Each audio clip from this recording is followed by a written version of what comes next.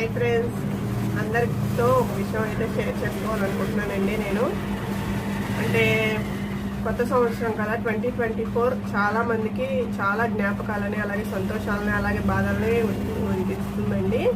కాకపోతే నా జీవితంలో కూడా అలాగే కొన్ని సంతోషాలు ఉన్నాయి, కొన్ని బాధలు ఉన్నాయి. అలాగే ఎక్కువ చెప్పాలి అంటే కనుక 2024 అనేది నా జీవితంలో ఒక జ్ఞాపకంగా ఎల్లప్పుడూ గుర్తుండిపోతుందండి. ఎందుకంటే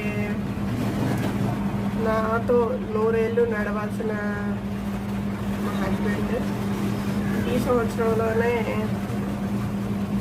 ఓకే, ఏది ఏమైనా సరే వాళ్ళతోటి మనం కూడా వెళ్ళలేం కాబట్టి మన జర్నీని పాత జ్ఞాపకాల పాత వాటన్నింటినీ కూడా వదిలేసేసి కొత్తగా స్టార్ట్ చేయాలి, మళ్ళీ న్యూ లైఫ్ స్టార్ట్ చేయాలి అనే దానికోసం అని చెప్పి నేను ఇదైతే చెప్తున్నానండి.